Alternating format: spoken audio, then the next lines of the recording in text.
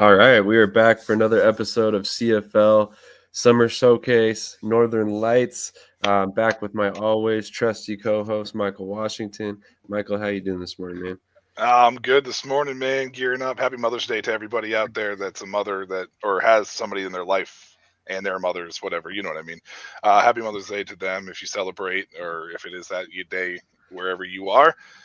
Gearing up for season 2 of Northern Lights, man. I'm excited. I can't wait to get this ball rolling. No doubt, no doubt. I apologize to everybody. We did a little bit of a promotional, post and stuff a couple weeks ago or a week ago, I guess at this point. I was unable to show up that Wednesday night due to some situations with my family that I needed to tend to. So I apologize for having to delay till now, but here we are Sunday morning. Hopefully you guys are kind of kicking back, got a nice cup of coffee, or if you're like me, an energy drink, and we can talk some CFL and really kind of break down this draft. We'll play some highlights. Just want to throw out there ahead of time, these highlights are not created on our channel, so I will try to shout out every channel that we are playing the videos for. Please, if you do nothing else today, go subscribe to all these great highlight channels, because honestly, I have a much better grasp on who these guys are, how they played in college and stuff like that because of a lot of these videos that I was able to find. So really appreciate the people who put them together. But we'll go ahead and get into it. I mean, the first team, obviously, first overall pick was Calgary. So, I mean, you're a resident Calgary fan. You can kind of lead us into that one, and we'll go ahead and work our way from there. Well, I mean, if there was anything that this team needed coming out of last year was offense. The offense has been really struggling as far as, uh, you know, finishing drives, sustaining drives, things of that nature. So, with the first overall pick, they took Damian Alford, a wide receiver. He played at Syracuse. I think they had him listed at Utah or whatever, uh, where I think he transferred from at Syracuse. Tall, lanky receiver, good arm, good arm. Wingspan, has strong hands too, and he pinpoints the ball pretty well. He had a pretty good year a pretty good career at Syracuse. What did he have? 67 receptions, something like that, 1,300 yards roughly, and something like 7 touchdowns. So the fact that he didn't really get much run at Utah was a little bit surprising. I don't know if it was an injury related. I don't know if you know that or not, but his numbers at Utah were not nearly as. I don't think he even recorded reception. Now that I think about it, at Utah. So. I don't know if that was again related to um, injury or whatever. Just couldn't crack the receiving spot there. But Alfred should bring an immediate impact for this Calgary team. This is a team that has kind of revamped and reloaded across the board as far as the overall makeup of this team. Right, like they did the Jake Mayer experiment for a couple of years. It didn't really quite work out. So they are now in the process of trying to build around. Who's over there now? Is it Vernon? Who's over Yes, there now? Vernon, you right? guys have Vernon. Vernon and PJ Walker. And PJ Walker. We brought in PJ Walker. We assigned PJ Walker at the end of last year, and decided to bring him in. But we made the trade for Vernon Adams in the offseason. I couldn't remember if it was Calgary. I thought it was. So we're bringing in experience, so now we need to try to build around them and give some weapons. And I think Alford fits in perfect with PJ Walker and Vernon Adams' play style, to be honest with you. So hopefully he can come in and make an immediate impact and crack that lineup. And I know it doesn't really happen with rookies as often that they come in and set an immediate standard right off the bat. But I feel like with his athleticism and size, I think he can do that for the team. No, I think so too. I mean, there's only so many 6'6" receivers in the world, and that's a matchup nightmare for any defensive back. Because I mean, I can count on one hand in all of professional sports how many 6'5", 6'6" defensive backs there are out there. Energy drink, Daniel. Energy drink. Good morning to you too, and happy Mother's Day to your significant other as well. Definitely. Thanks for tuning in, man. Really appreciate it. But definitely, I mean, I personally think this was a great pick by Calgary. They obviously identified a couple needs on the offensive side and attacked it heavily. So I like what they did because, like you said, they bring in a veteran quarterback, a guy who can really, come in and change the narrative around Calgary for the last couple seasons, where they were kind of middle of the pack team. You never really knew what you were going to get out of oh man, I'm drawing a blank at the moment. Jake Mayer. Well, Jake Mayer, he was kind of up and down. But now you invest in that quarterback, you spend the money to bring him in and trade for him, and then you go, back to back to back on offense in your first three picks. yeah. And it realistically just shows a very very high self-awareness that, like, hey, our offense was not good enough. Like our defense and special teams have been decent at least. We're in a position where we need to really kind of improve upon our sore spot and then find our way back into being a consistent playoff contender. And I think this is a really really smart move. And I mean, you see it on tape. The dude's productive. He high points the ball, like Michael said. He's got strong hands, long wingspan. There's not a lot of defensive backs that are going to be able to match up against him. And when he really gets going, I think he's going to be a really good addition for them. The one thing that I will point out, and I mean, obviously it's going to be the factor for a lot of these players here, is he's coming from the 4-down game. He played NCAA rules. He was not in the U Sports circuit. So there will be a little bit of time to adapt to some of the rules. But I think overall for a player like a receiver, it's not necessarily as big of a transition period, but it is something I always want to mention because it is a factor for sure. So Yeah. sorry, go ahead. No, it's fine. I thought you were done there for a second, so I was going to jump in. I was just going to say, if you watch his highlight reel like we're watching right now, and you watch him, like everything he does is like smooth. He's not the fastest person in the world, but you take a look at the way he plays the game, it fits perfectly, I feel like, with the CFL, right? Like I feel like you put him in high motion or you put him in some kind of motion, and it's going to be very hard for safeties and cornerbacks to kind of keep up with the way he runs. He does run fairly good routes. He probably could, sharpen that up a little bit, but I don't think the route running is as important in the CFL as it is with the NFL because of the way that they run the motion. So you can be a little less crisp per se with that front. But other than that, man, I think that the overall spacing of the CFL field where it's wider and longer could work out for a guy his size and length because there's not as much, there's more room for him to operate. That's just the way that I look at it. So the adjustment period, like you said, isn't as prominent for wide receivers. And like you looked at slant right there on that play right there. I mean, that I could see him running that from a high motion spot. You know what I mean? So, yeah, Alfred, I think shouldn't have as much of an adjustment period, but there's always that adjustment period when you're coming from 4 down to 3 down for sure. Absolutely. And, like I said, it's not necessarily going to be it's not going to prevent him from being productive out of the box because, again, this is playing receiver. There's a couple things he's going to have to adapt to, and I'm sure running in high motion is going to be one of them. And timing that with the snap is definitely a skill to be pointed out, of course. But at the end of the day, I don't think it's going to be a huge change for him. And I ultimately am very excited about this pick by Calgary. He's, like Daniel says here, he's an athletic unicorn. I mean, 6'6", dude can run.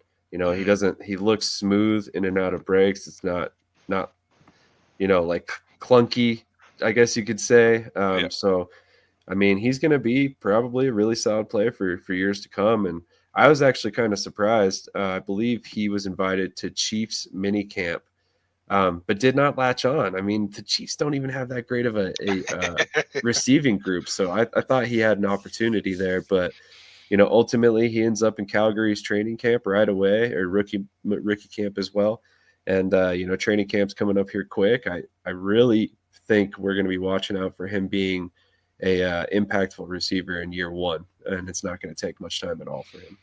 Well, I think Alfred, just like most people, he didn't latch on in Kansas City. It could be various different reasons. It could be he didn't catch on to the offensive, the playbook as well. It could be that, his blocking down the field wasn't what they were looking for. I mean, the NFL is a little bit different with how they look for certain things and certain players. They don't have any big receivers on there other than Rashee Rice. So you would think that, maybe getting a little bit bigger of a guy on there would be good for red zone purposes or whatever. But, who knows what it could have been, why he didn't latch on in Kansas City. I honestly think ultimately transferring to Utah was probably one of his biggest downfalls. I think he would have been a late draft pick if he had stayed and left to go to the NFL draft after Syracuse. But um, I think that he probably was trying to hope that he can improve his draft stock, and yet here we are with him in the CFL. Not that that's a negative thing by any means. It's just I think most athletes or most football players that come from the 4-down game, um, their ultimate goal is to want to be in the NFL.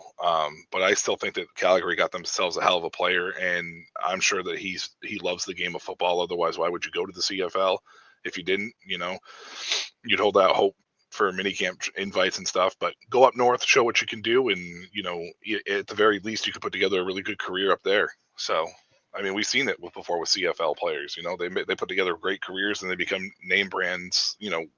In North America. Absolutely. And honestly, it might only take a year or so for him to really find a more NFL interest, and just because he wasn't invited to multiple mini camps doesn't mean anything.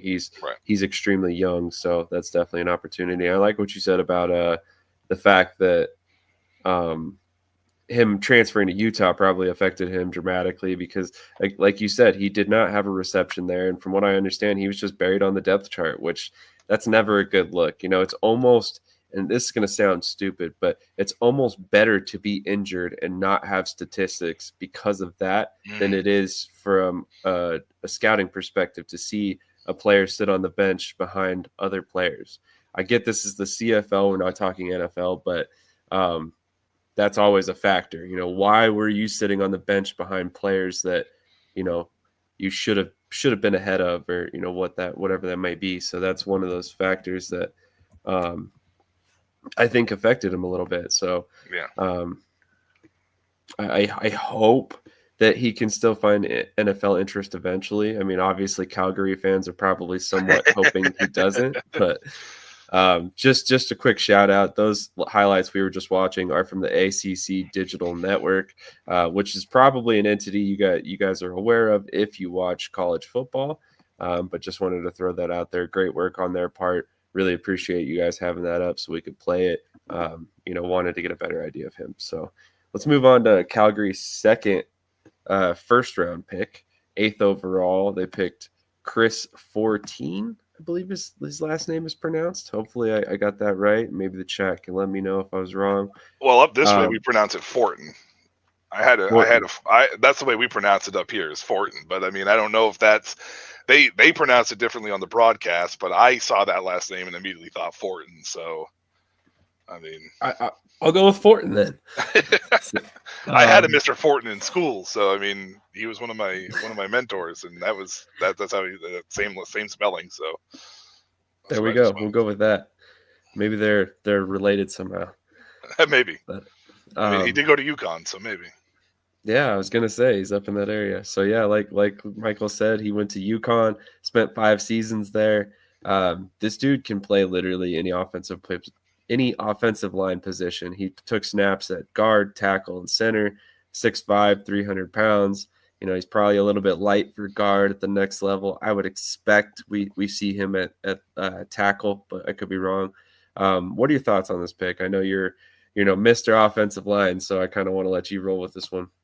Oh, I love this pick. I think he, to me, in my opinion, was the best offensive line in this draft as far as like players that I knew.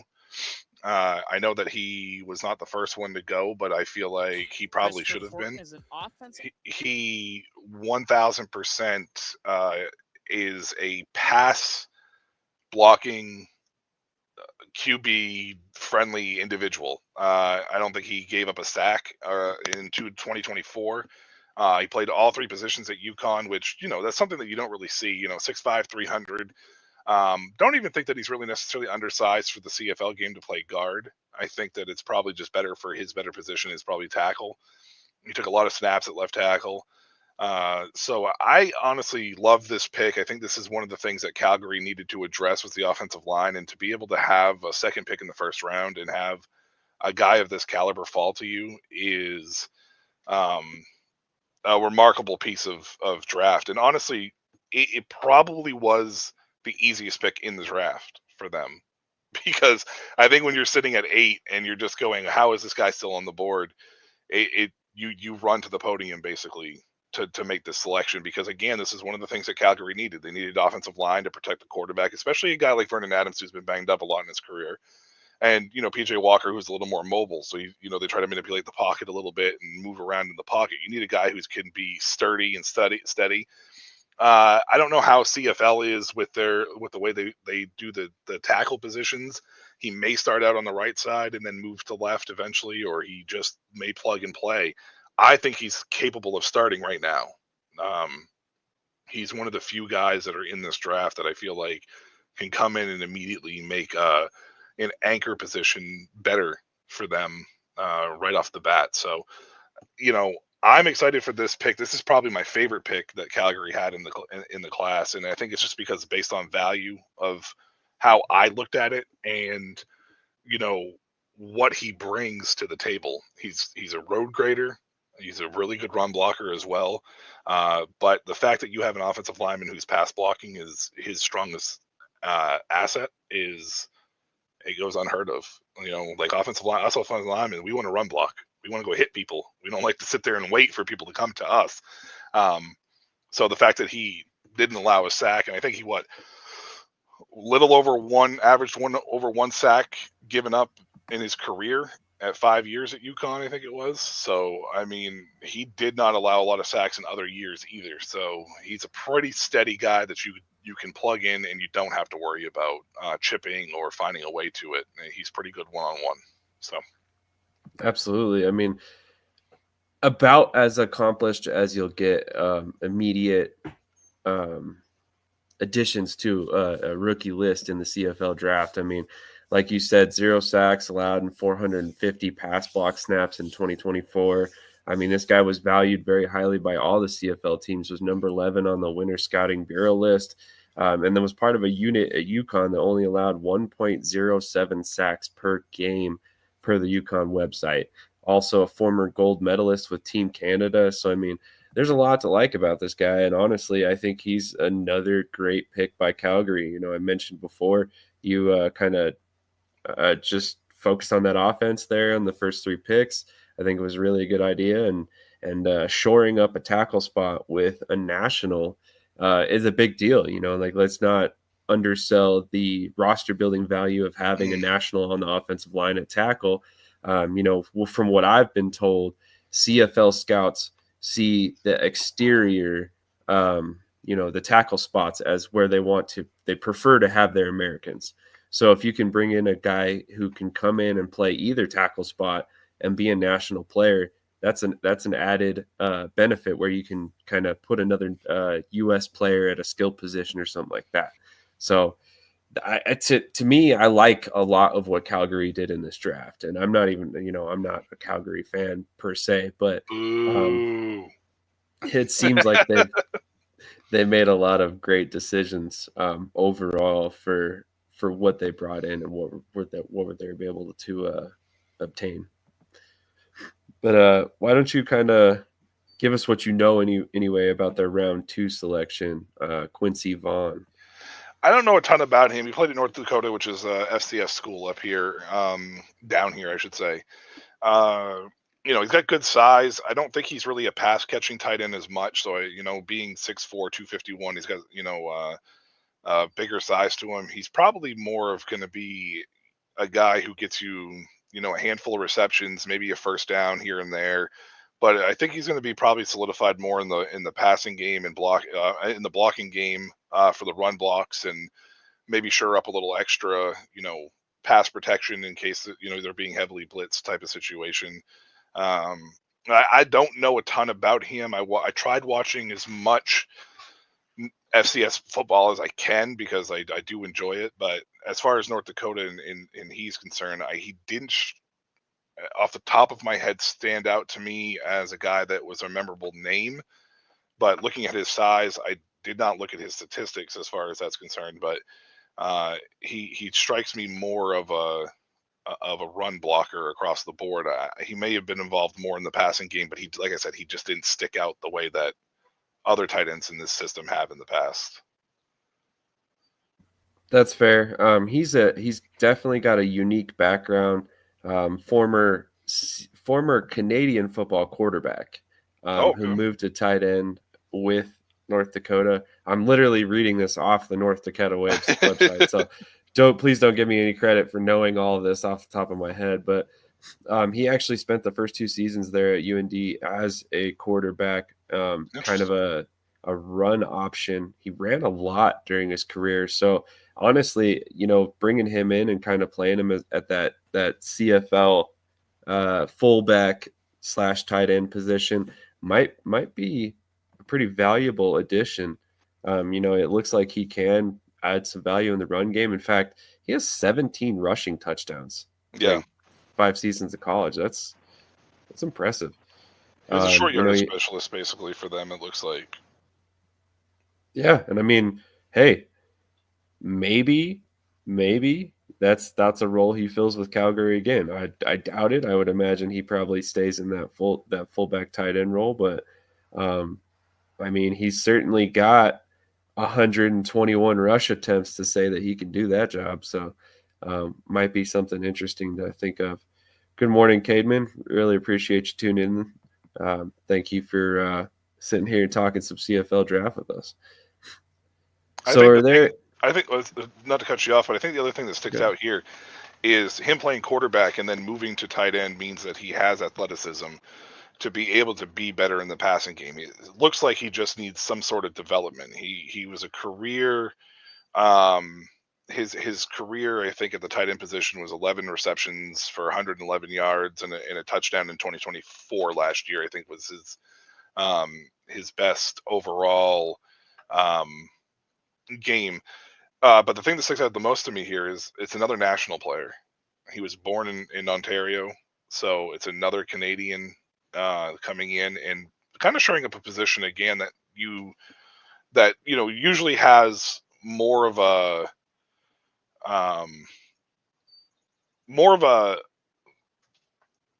tendency to go with the national player at the tight end spot, but he has American development. You know what I mean? Like a lot of the tight ends, they come from like Canadian universities. Not that that's wrong or anything.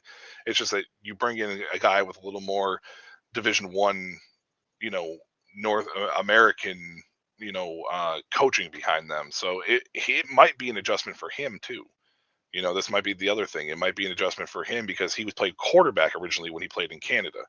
So moving to tight end at this spot, it could be an adjustment. Who knows? I don't expect this pick to be an impact pick right away, personally.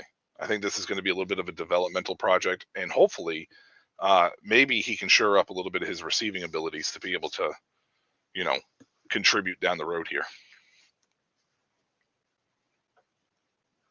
That's fair. That definitely could be something to watch for going forward. He definitely has the requisite athletic ability, which, that's half the battle. So if he can continue to develop into a pass catcher instead of a pass thrower, that'll be interesting to watch going forward. Couple other interesting players on this list, and I'll kind of run through them quick, and you can kind of give your thoughts as we go, and then just kind of move on to the next team. But we've got Anton Hay. Hopefully I pronounced that last name correctly. 5'11", 199-pound defensive back out of Laval. Fairly young player, only 25 this season, so he definitely looks like he's going to be a guy to watch fairly soon. I don't want to say right away, but he could definitely contribute on special teams right away. Then 4th round, you've got Nicky Alexander Farinaccio. Hopefully I pronounced that right.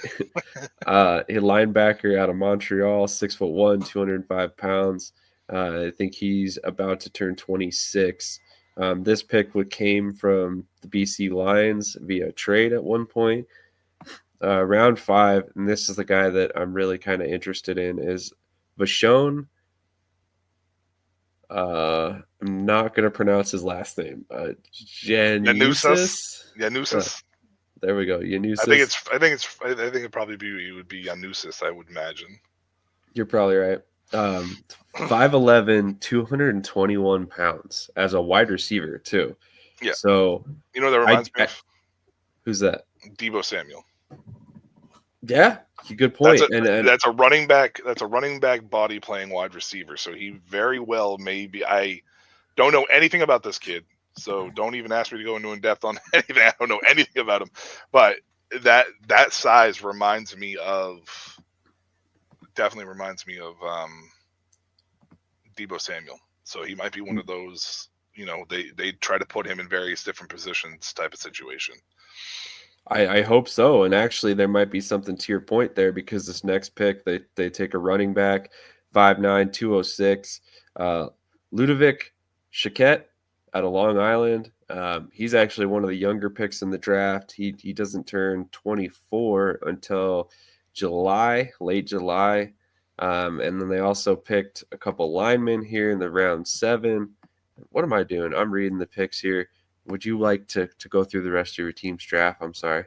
No, it's fine. It's not a problem at all. I mean, I don't mind it as much. I like the fact that the O line play here. They also drafted a defensive player out of Western University, Max von Muhlendorfer, who I'm assuming, looking at his size, is probably going to be considered an undersized D lineman. So they might move him outside. I mean, he's at 6'1", 290 here. He's listed, unless they plan on thinking that his frame can hold more. Another defensive back out of Queens, Ashton Miller Melisone. Again, another guy that I don't know a ton about from the Canadian level college ranks, but these guys I think are going to probably be a little more of like filler, try to find out some special team spots for them, add a little bit of depth, see if they can crack the roster.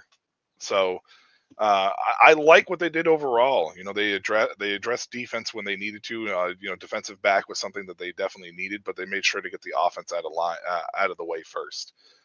So I think that made a big difference in that sense. So I do like what they did, and after round 2, really in the CFL, it can be real hit or miss. So it really.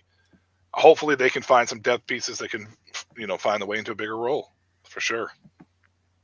Absolutely.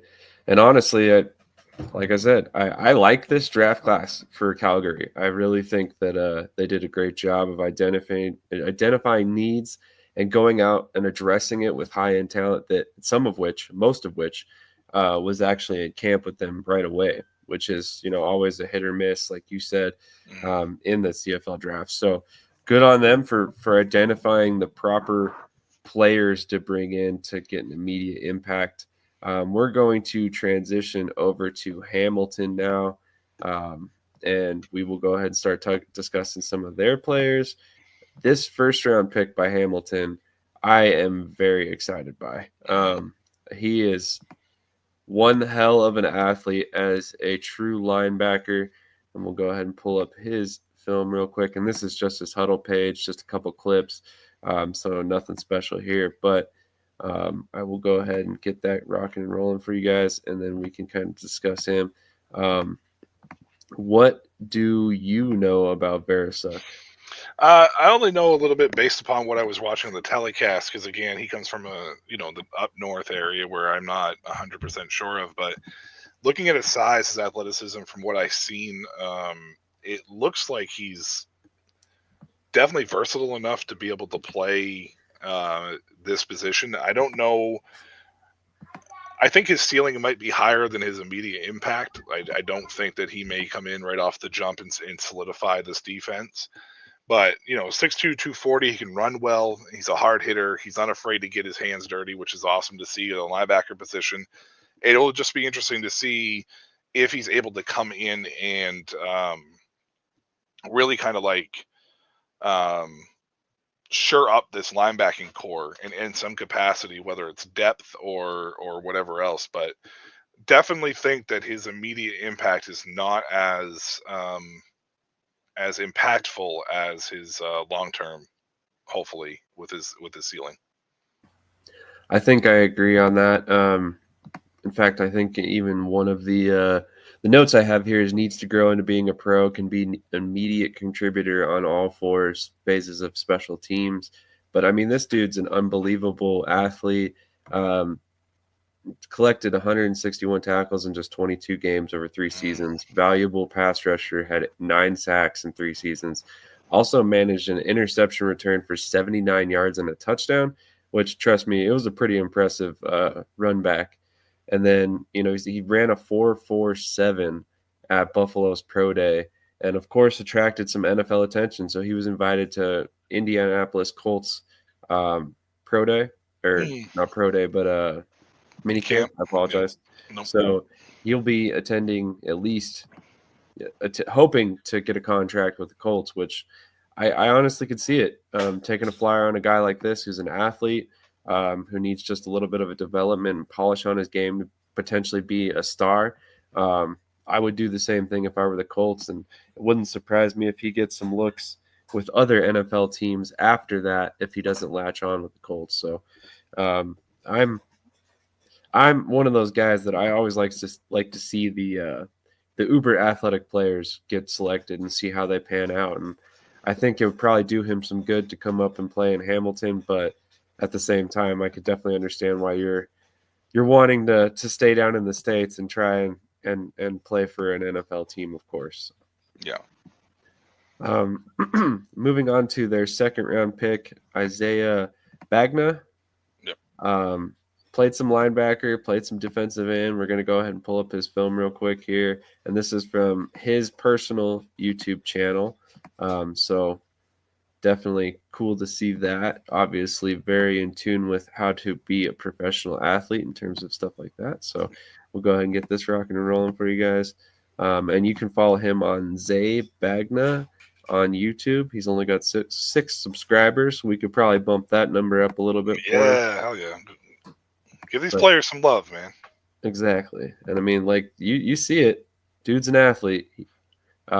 He's 6'4", 6'3" and an eighth, 261 pounds. Like I said, played linebacker, played some defensive end at Boise State and BYU. My thought is he projects to defensive end in the CFL. I don't think they're going to have him play stand-up linebacker at that kind of size. The one big thing about him that is slightly concerning is he definitely underwhelmed at the Big 12 Pro Day. Ran a 4.97 40-yard dash, which I'm going to be real honest, I don't see a 4.97 out of this guy when you watch him play. So I think he looks a little bit faster, and you can kind of add your 2 cents there. But 7.43 cone drill, 4.7 shuttle, 30-inch vertical, and elected not to bench press, which I thought was interesting. I don't know of any injury that he had, so I'm wondering if he knew that he wasn't going to put up a very impressive strength number and ultimately decided that was in his best interest. But what are your thoughts overall on this guy and what he's showing on film so far? Well, watching his film, his gain speed is definitely faster than that 4.9 40. Like, there's no doubt about that. Like, he's quick. Technique's a little off, but he looks like a traditional edge more than anything. Took on that tackle right there pretty nicely, but has a tendency to try to be more elusive than a bull rush type of player, which there's nothing wrong with that. At least he knows his strengths and whatnot, but he's more of a traditional edge. He looks more comfortable trying to come from the the outside position than he does playing on the inside position as a stand up. He also plays like 5 instruments, by the way. I don't know if you knew that or not. He's definitely musically inclined too, and he graduated with a sociology degree from BYU as well. Just give him acclimates to who he is. He's a smart player. Is basically what it is. Talented on multifacets here. I am curious though what Hamilton's goal is with him. They needed defensive help bad. They loaded up on defense for sure. Another national player. So, that will definitely help with roster construction. And, honestly, this may be one of those things where he didn't show out at the 4-down game, but he ends up being a stud at the 3-down game. I definitely see why Hamilton took him in the second round. There is upside there and potential. It's just going to be about trying to tap into it because he definitely made some plays, that's for sure, between Boise State and BYU. So 10, 12 career sacks too in college? I believe you're right. Yeah, I'm curious what the quarterback pressures are because it looks like he's got a lot more quarterback pressures here on this highlight tape than than is being recorded. So good for him, though. I mean, honestly, at the end of the day, Hamilton needed to shore up this defense, and no better way to disrupt than trying to get pressure on the quarterback. So I know the telecast was kind of raving about this guy for Hamilton when he got selected. So um, I guess it's just going to be a matter of how they use him. More than Yeah, and I mean, like I said, my thought is that he moves to defensive end full time. But I mean, man, watching him play linebacker, maybe they do have him stand up sometimes, because I mean, he gets around pretty well. There's no way that's a 4'9" guy. Here he is rushing the passer from the interior. nice little drawback in coverage right there. I mean, he's 4'9" though. I mean, the game speed's always faster than running in your underwear. But yeah, I think he's a little. Is he a little? Well, no, he's actually got some pretty decent size for. Yeah, he's got some decent size to play linebacker. So maybe they do. Maybe they do decide to stick him as a stand-up. But overall, I can't really fault Hamilton there. I see an upside there for sure. So. Absolutely. And honestly, I mean, if they end up having both of their players come in, their top 2 picks here come in eventually, which I honestly don't recall if those were the guys that did jump onto the rosters immediately with Hamilton. I have to look back at the transactions. I know a lot of Calgary's guys did. I know a lot of Ottawa's guys did, right off the top of my head. But if they get those top 2 picks in camp eventually, both of those guys are very promising to kind of help rebuild this defense. And I also like what they did in round 3. They brought in Arvin Hosseini out of UBC, which we'll go ahead and pull this up.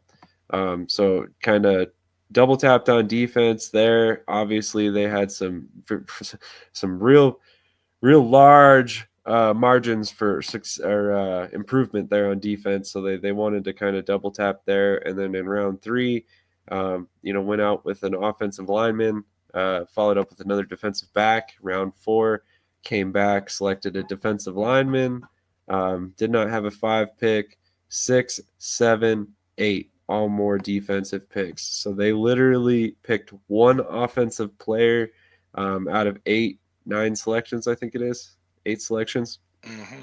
So obvious needs on defensive side of the ball, and obviously they seem to be heavily trying to address it. So good for them to identify those needs and kind of zero in on them in the draft class. And they picked up a lot of obviously national talent in the defensive secondary and on that defensive line. So I think that could end up being a huge advantage for them down the line, which we will see eventually. Yeah, the offensive lineman pick, just like it being in there, just makes me think that this guy may have fallen and they had him rated a little bit higher, and they just felt like they just needed to take him there, because I don't understand why you just have one offensive pick and then all defensive otherwise. So it really honestly makes me think that it just basically boiled down to he fell further than they expected him to, and they wanted to get the pick in. I mean, so that will be a name to be interesting to watch out for on the offensive line side of things.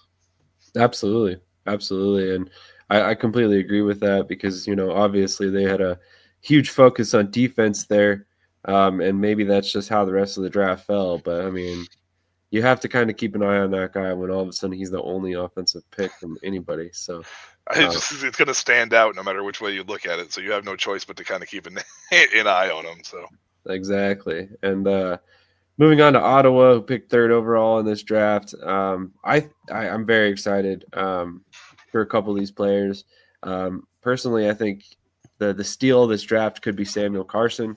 I really like what he brings to the offensive line. Keelan White is great wide receiver that comes out of Montana. Number 5 on the CFL winner top 20 prospects, was a Cornish Trophy honorable mention, second team All Big Sky, had 161 receptions in college for 1,862 yards and 14 touchdowns in 57 games. I wanted to throw that out there because then I also wanted to couple that with he had back-to-back 50-plus reception seasons to close out college. So he was kind of a late bloomer, but then once he got going, he really kind of found momentum. And I think he's very similar to Nick Mardner, who we selected last year. And you bring him in, he's a little bit different in the sense that he's more of a possession receiver. Hey, kiddo. Sorry about that, guys. No, My sorry. youngest decided to get up and join the party now. So yeah, so honestly, very excited to bring in both of these guys. Carson, my big thing about him, and this is exactly why I'm so sold on him being the steal of the draft, but he played almost exclusively at left tackle in college. 6'5", 300 pounds, perfect size for a tackle. Initially began his career at Calgary playing 3-down football before transferring and finishing at University of Louisiana Monroe. Performed well in strength and explosion drills at the CFL Combine, but did not impress in strength and agility drills. Yeah, and the thing here with these two picks is if you take a look at the way that um you take a look at the way that Ottawa set this draft up in general was they addressed a little bit more of an offensive side for the first two picks, but then tackled defense late. So Ottawa definitely knew that they needed to balance out their team a little bit. And Keelan White is a highly productive wide receiver with good size 6'2", 190. He's a little lanky. I'd like to see him pack on about another 10 pounds or so, 10, 15 pounds, just to kind of give him a little bit, hopefully a little bit more of a durability. But I watched Montana play, and Keelan stuck out on tape almost every single time that I saw a game that featured Montana. So um, White is definitely an interesting prospect for sure. And like Nick Mardner, you guys brought Nick Mardner in last year. He was 6'5", so it's another good, decent size wide receiver to add to. I say you guys because I know you're an Ottawa fan, by the way. But you brought Ottawa. Brought Keelan White in to pair with him. I think that's a good 1-2 punch that hopefully could solidify this receiving core for Ottawa moving forward. Um, Carson's interesting because, like you said, he didn't impress too much with certain things in certain areas, but I think that the fact that he was a guy who came from Canada and was recruited to come down to play at University of Louisiana Monroe is interesting because he definitely means he got on somebody's radar somewhere.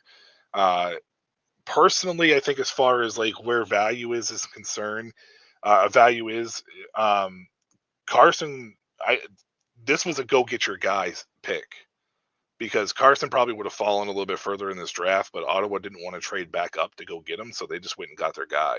So they fell in love with him somewhere along the ways, and that's the reason why he was pick 12.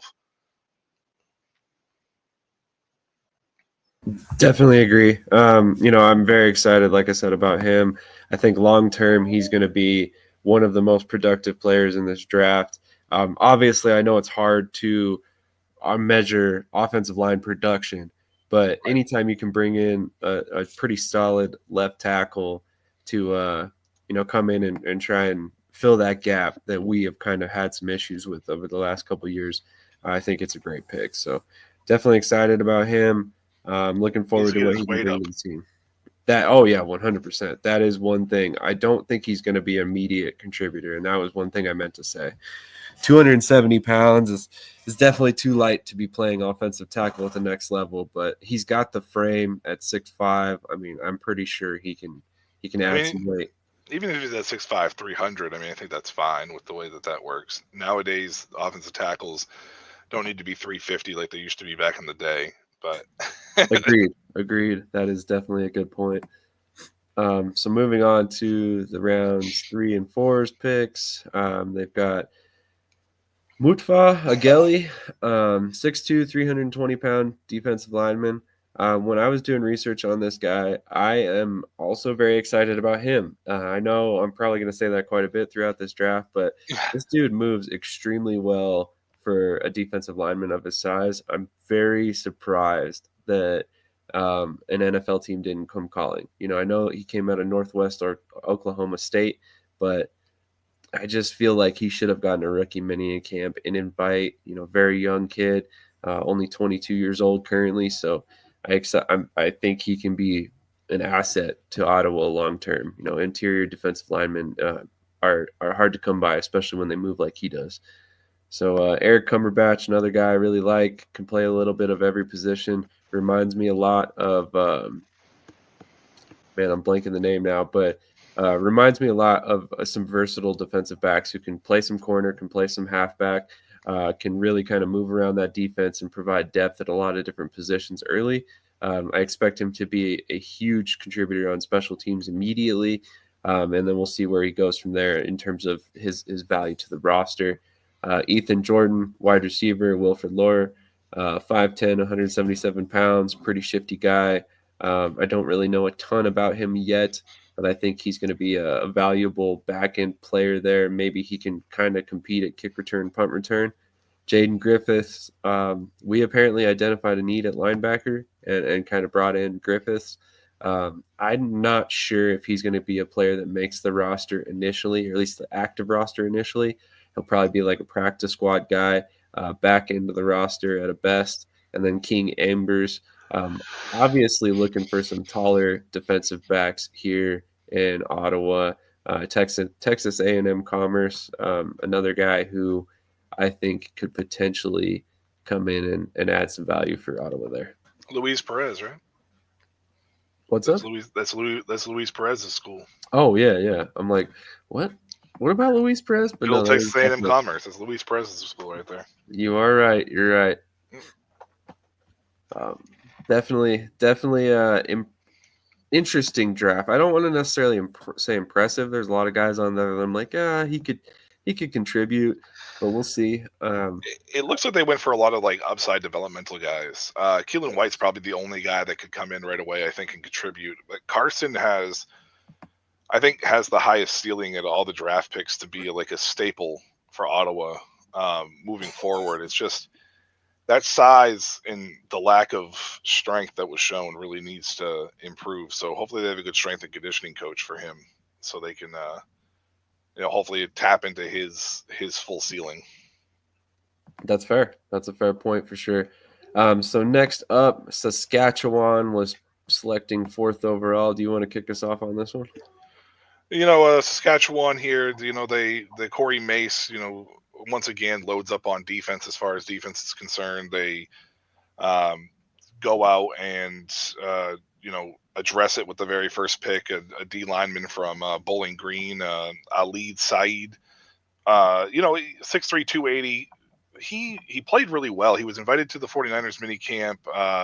He could play any position on the defensive line. Bowling Green had a very interesting defense. I believe they ran like a 3-3-5 with a hybrid 4-3. So he was able to play D tackle, D end, and that edge position, occasionally. But he's a big dude. He's a bulldog. That's the best way that I can think of to describe him. Is he was a bulldog, especially inside in the interior against guards and centers. He had quickness as well, as you can see there. His first step is really, really well. But yeah, he was a disruptor in the middle. So there was no way that you were going to be able to easily run on Bowling Green in the middle or anything along those lines. And quarterbacks needed to be aware of where he was from an interior standpoint. He had a 63.7% pass rush grade and a 77.6 run defensive grade. So those are pretty impressive numbers for a typical interior D lineman, which is what he'll end up playing, I imagine, at the next level. So Corey Mace saw something with him, decided that they were going to take a shot on him and go ahead and just hopefully develop him into a disruptive interior guy. I see on your notes here that you said his speed and his agility numbers weren't eye-popping, but he plays a lot like on tape. His tape is a lot faster and more, I don't know, like that's against Texas A&M right there. So, I mean, he definitely has a game feel. He's a gamer, basically, is what I want to say. But Bulldog is the best way that I would describe this guy. I really like him. I'm excited for him, especially in a Corey Mace defense, to see what he's capable of. Maybe more of a rotational guy to start off with, but I suspect he'll be on the field this year in some capacity. That would be interesting. I mean, honestly, if he can end up getting on a CFL roster, I think he's going to be dominant. You see, he's another one of those guys that plays a lot faster than his numbers indicate. I think, like you said, his first step quickness off the line there is impressive. I think that he's going to be a force if they let him just eat in the middle of that defensive line. But my thing with him is I thought it was a little bit of a risky pick because, first of all, he's already got the invite to rookie minicamp with the 49ers, but he had 25 teams at his pro day Yep. from the NFL. He had a ton of teams So at his pro day. with that in mind, like he might honestly get a couple opportunities in the NFL before he ultimately comes to Saskatchewan, but I think he will eventually end up there. I just don't think it's going to be immediately. And I could be wrong. I have not tracked him since the draft to see if he's still with the 49ers as of now, if he's gotten other opportunities in rookie minicamp or I what think he's have still you. in camp. I think he's But still in the Niners camp. uh, But I'm just basing it upon the fact that if he doesn't make a team or doesn't make a taxi squad or whatever you want to call it, a practice squad, that he may just go up north to Saskatchewan. It's a risky pick because you don't know if he's going to be there or not, because D line's always a positional need for the NFL, so they may keep him for depth purposes. But if he does go up there, I think that he could easily be a rotational guy for Saskatchewan right off the jump, and maybe even make an immediate impact in those opportunities. So it's risky because he may not be in camp with Saskatchewan, but I think it's a great pick if he does end up coming up north at some point in time. Absolutely. 100%. I think if he gets on that Saskatchewan defensive line, like I said with Corey Mace, I think this dude's a future superstar, or not superstar. Shouldn't go superstar because we know there's no superstars in the CFL, right? Um, but Oh no, god. I think he's going to be a star in the CFL. I think he's a guy who could have a really long career, and with Corey Mace as your coach, you couldn't have landed a better spot as a defensive lineman, in my opinion. So, Mm-hmm. um, we'll see. We'll see when he gets up there. But Yep. their next pick, I felt like probably made you smile when you saw him. But if you want to go ahead and go into him, Yeah, Eric Anderson made me smile primarily because I just think that this guy, he was my when I got done looking at everything and I got a chance to actually see who Eric Anderson was. He graded out as my second best offensive tackle in this class. So, no offense to your guy Carson, I just enjoyed watching Anderson, play. Um, well, I guess it would be third. I forgot about Tiger Shanks. I forgot I had Tiger Shanks ranked in there. We haven't talked about him yet, but Anderson was my, a top three offensive tackle. I think this guy has got all the tool sets needed at the CFL level to be a contributor and be an anchor, like I talked about when it came to Carson's potential, and I talked about the Calgary kid. I can't think of his Fortin, um, as well. Like he has a chance to be an anchor. I think this was a very strong offensive line class, especially at the CFL level. And he comes from Western, where he played Canadian style ball, so that's even better. There's not going to be much of an adjustment period for him. He's a blindside guy. He had 18 reps. He's a strong individual. Um, he got pancakes blocks, like you said in his notes, all over the place. Like you're seeing them here in the highlights. The guy loves to pancake players, which is awesome. As an offensive lineman, that's what you want. I used the bulldog for the defensive lineman. I'm going to use a pit bull for this offensive lineman here. He's a grader. He's a road grader. It's another terminology that we love to use on the offensive line. Um, Pass blocking was probably one of my biggest concerns, just primarily because a lot of his biggest highlights come from, the ones that stand out the most come from like on run plays. So I need to see more in the passing game from him to make sure. I don't think he gave up a ton of sacks, but as you can see, I mean, he doesn't quit. He's plays whistle to whistle, which is fantastic. For him, it's just going to be a matter of whether or not he's able to handle the speed and athleticism on the edge against some of these guys. As you can see here, he gets down the field, moves nicely on screens. You can pull him as far as the tackle's concerned. Um, So that's fantastic with the way the game has been shifted with a lot of he stumbles there and still gets out and makes a block on a quarterback. That's fantastic, by the way, for an offensive lineman. But yeah, so you have all that. Here's the pass blocking highlights that I wanted to see. I didn't get a chance to see a ton of them. See, you see how he leans forward? Like that's a pass block. That shouldn't be a run block. He blocked it in that sense. That's where I have my concerns, is because he plays very forward heavy. Um, that is not something that you want to see. You want to see him kind of sit back and recoil a little bit. So it's going to be interesting to see how that works. But his strength may be the reason why he doesn't have that great a technique. But if you can take his technique and match it up with his strength, I think that this guy is going to be like Lane Johnson for the Eagles, like solid kind of player for Saskatchewan. So Corey Mace hit a home run with this pick, I feel like, and if they can coach up that pass blocking, that's the only thing I'm concerned about, because he leans forward, as you saw there. It needs to be tightened up a little bit, because that could be his biggest liability. Could be his Achilles tendon.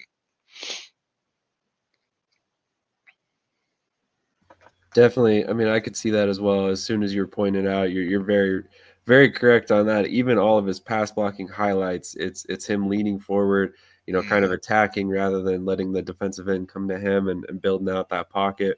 So I mean, you have a great point. And that's a big reason why I like to let you kind of lead the way on offensive line. The ins and outs of the position a lot better than I do, for sure. So Yeah, I just like to see him on the ball of his feet a little bit more and kind of hit that recoil and back, because if he gets a smart defensive lineman, edge rusher out there, and sees that he's leaning forward because he's an aggressive pass blocker, they're going to hit him with a rip, or they're going to hit his arms down, and he's going to slide forward, and they're going to be able to get around him. You don't want your leverage leaning one way or the other. You want to be balanced, and it looks like he's just a little too forward leaning. But he is so strong that it may not matter for him. That just may be the way he blocks, because, I mean, you saw it on the tape, 3 pancake blocks in pass protection. That you're not supposed to do that. So that's not how you do pass blocking usually. That's usually settled for run blocking. But he did it in those three small little highlights. So fingers crossed they can finish up that technique on the pass block. But for right now, he's going to be he could easily be an anchor if they get that small stuff worked out, for sure. Definitely agree. And honestly, I think he fell to a good team in terms of developing offensive line. I mean, former offensive lineman as your O-line coach, which I personally always like to see.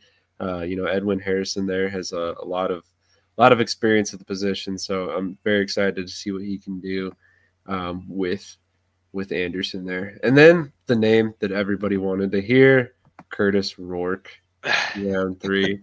What are your thoughts on Saskatchewan taking another quarterback and ultimately allowing Rourke to go to the San Francisco 49ers camp? Obviously they can't stop him, but he was drafted there, playing? so he was drafted. He was drafted to San Francisco. So sorry, you're right. I think the thing with Curtis is I think that this is just more of like hey, you have an opportunity to come here and be with us if it doesn't work out in the NFL. With him being Canadian and Nathan being up there, there's a good chance that he's going to make his way up north to play in the CFL at some point in time. However, this pick is a 4-year pick, because I think he's going to hover around teams in the NFL for 4 years, whether that's San Francisco for a few years and then he latches on somewhere else. He played last year in Indiana on a partially torn ACL, and I don't think people realize this. And you go take a look at his numbers last year and what he did at Indiana with a partially torn ACL I think he said he tore it in week 1. I think that's what he said. And he did this. What he did in Indiana was sensational. The team was 11-2, I think, something like that, or 10-2, or something like that, and led them to I think it was a Big Ten title game, honestly. But it was incredible to hear after the fact that he did that on a partially torn ACL. He's a tough kid. There is no doubt about that. He is a hell of a player. Put up some pretty good numbers in Indiana. I am curious how this balancing act is going to work between the NFL and this. But if he ever makes his way up north, um, I think Saskatchewan's got themselves a nice quarterback for the future. So that's what this pick reminded me of. They were basically like, it's the third round. We could get an impact guy, or we could just settle ourselves up for the future. Because as we discussed last year, Sam, if you remember, it felt like the influx of younger quarterbacks into this league was kind of trickling in comparison to um, some of the older guys that have been there, right? Like there've been a lot of older quarterbacks, guys that you're staples with, people you know. Um, this is what this reminds me of, though. Like he may be a little bit older by the time he gets here, but he's going to be young in comparison to some of the other starters. So um, we'll see what happens. Maybe he decides he wants to give it up in the NFL and just go into the CFL, and if he does, Saskatchewan's going to figure out what they're going to do at quarterback, because I think he's a startable quarterback at the CFL level right now. Would completely agree. I mean, honestly, his college statistics are nuts. You know, I mean, if you go back and look, he's just done some great things at Indiana and Ohio. You know, and been able to find some success at both schools. Over 10,000 yards passing, 79 touchdowns, 21 interceptions. You know, had a QBR over his career of 154.1, which is just insane. Mobile guy as well, which I think his skill set really fits the CFL and could be very valuable to Saskatchewan. But like you said, you know, they're another one of those teams that's rolling with a veteran at their starting position right now. Trevor Harris, you know, getting up there in years, so they need to plan for the future. And, you know, like you said, maybe this is a 4-year pick. I mean, he's obviously got a rookie contract with San Francisco. So that probably, like, I don't want to say guarantees him anything, but that guarantees him some looks for probably at least the next 2 to 3 years at a minimum, just based off being a draft pick alone. So I think that he's going to kick around the NFL, like you said, for a while, probably be a practice squad guy out the gate, and then, you know, see where his career goes from there. But let's not forget the 49ers, maybe you have heard, have Brock Purdy, who was a former 7th-round pick, starting at quarterback. So they're not afraid to develop passers. You know, Kyle Shanahan, very noted quarterback developer. Then you look over to the quarterback coach. They got Brian Griese, longtime NFL quarterback, who did a great job with Brock Purdy, got him ready, and had him starting, you know, extremely fast in his career. So just something to keep in mind. Not saying that that's necessarily going to say he never ends up in the CFL, because I think eventually he will be there. But you want to run us through the rest of this draft and then we'll move on? Yeah, I mean, basically from here on out, this is them just, you know, shoring up on the defensive side of things, getting some depth players, some guys that have some upside that might be able to be rotational guys. None of them are going to be starting contributors right away. I don't feel like Seth Hunby might be the biggest opportunity, the chance to be able to immediately have some sort of play.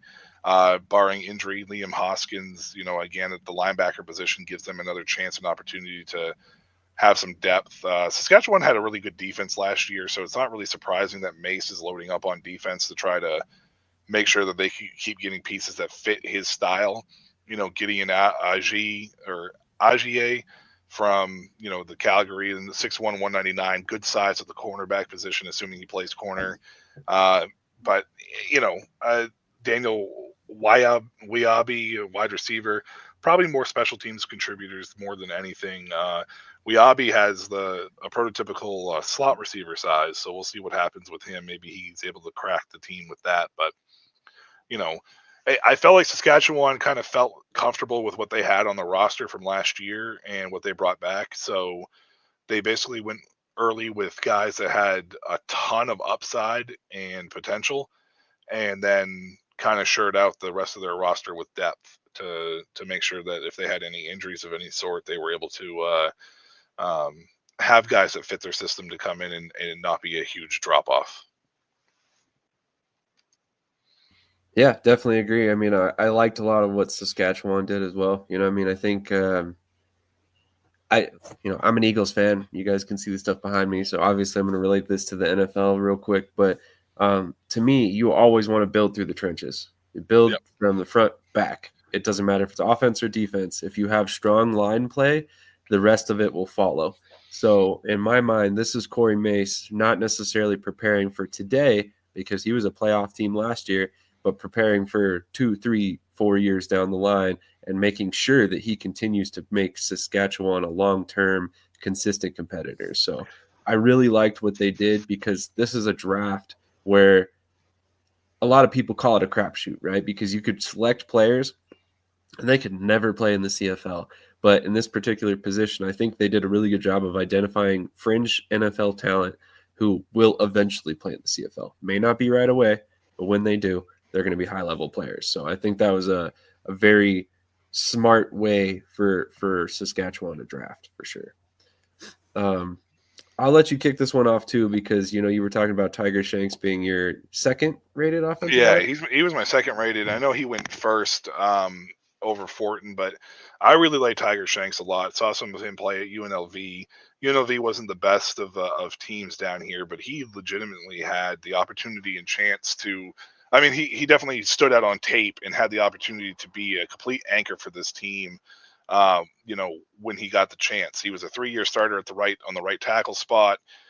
He earned first team honors with UNLV. Twice. So he lost weight. The coaches asked him to lose weight. He was a big guy when he first originally showed up there. I think he was like almost 350 or something like that, and he cut 30 pounds or something like that. So yeah, that was nice to see. He was, I think he was with the Raiders. I think it was Las Vegas. I think they, which is not surprising with them being at UNLV to come into camp of some sorts. But his biggest thing was he only allowed one sack in something like over 400 snaps at the position. He was a 3-year starter. Um, the thing that I like about him the most, though, is that not just the sack numbers, but his ability to be able to get off the ball. Like when the ball is snapped, he's very quick and his first step is really impressive for a guy his size. I don't know what Montreal is planning on using him. I don't know where his projection is at this next level. I would think it would be tackle still, but I mean, CFL could try to maneuver him around. He doesn't have as much versatility playing other positions. I don't think they played him at guard at all. I think he pretty much was strictly at right tackle. So they definitely felt like they needed to shore the ends up. And I feel Tiger Shanks has got like Anderson and Fortin. Shanks is one of my three I think could be anchors for their team with your guy Carson if he can hit his potential being a fourth. Like I said, it was a very strong offensive line class, I felt like. And I felt like at the very top of it, those four guys really stood out, especially at the CFL level. And we very possibly could see one of the best offensive lines first 4 picks in CFL history with these guys, to be honest with you, if they all hit their potential. That's ultimately at the end of the day if they all hit their potential, and that's if they're also all in the CFL too, because we got to keep that in consideration as well. So Absolutely.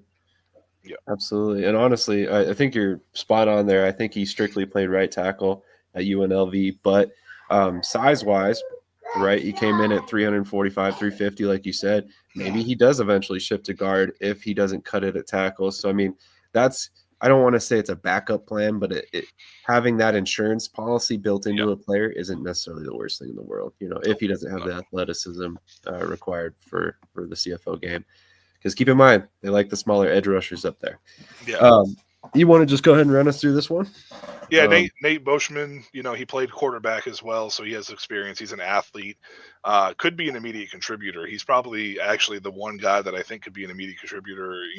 Assuming that Montreal uses him as such, he'll be probably like that joker back. He'll probably play really well in run support. I think that he probably has that opportunity, but I think more or less he's probably going to be more. His strength will probably be in coverage. Being a former quarterback and playing DB as well, he kind of understands quarterbacks a little bit and their nuances. So, especially at the CFL level, having played in Canada, it will be even better for him. He was a first team All Canadian and Canada West All Star. He was Defensive Player of the Year. He was a President's Award winner as well. So the fact that he even slid to the second round is fantastic for Montreal. Great pick here.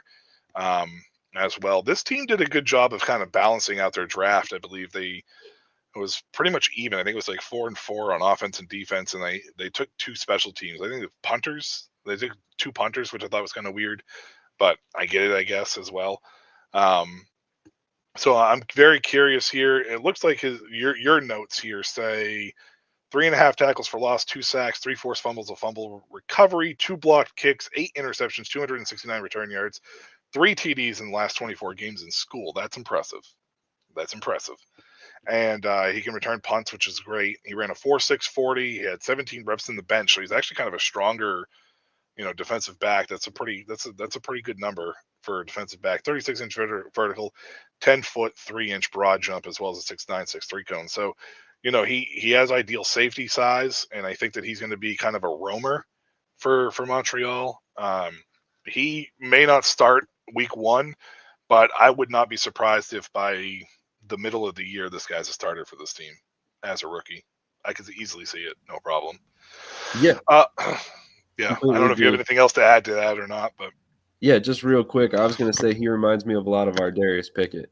I yep, feel like he's a guy who you could play some linebacker, play some safety, play some outside corner in certain situations. And, I think if realistically that's probably the best role for him is just move him around. Like you said, a rover, use him a little bit of everywhere and then, see where his best position lies. And then maybe that's where he lands more of the time. But I don't think he's ever going to be a guy who just strictly lines up at one position and just stays there all the time. yeah, I think his best bet would be probably be that free, that free mover, that joker back that we were starting to see more and more of, the hybrid safety linebacker situation. Gabriel Lazard in the third, or Gabriel Lazard in the third round, linebacker 6'2", 233. Don't know a ton about him, but it looks like based upon size, he's probably closer to an off-ball linebacker than he is edge guy. I could be wrong about that, but it looks like he probably plays more strictly inside with that size, unless he's a freak athlete. Hakeem Harris, don't know a ton about. Any of the guys that are up north that get drafted, I don't know a ton about. Good size at 6'3", 210. Maybe a developmental guy that could run into the wall, into the role. I don't really remember Montreal's wide receiving core as much last year, but I feel like a lot of their guys are fairly similar in size and athleticism. So maybe Hakeem Harris provides that same kind of prototype that they like to touch, base on. He was a 26 pick, so I suspect if he's up there, that there's a chance he makes the team in some capacity, maybe as a contributor in special teams to start, and then slowly work his way in. Keanu Yazbek, I don't know much about him, but 6 foot 212 at running back position. That's a good size running back. Bigger back, probably good for short yardage, and depending on his speed, maybe works his way into a role on a consistent basis.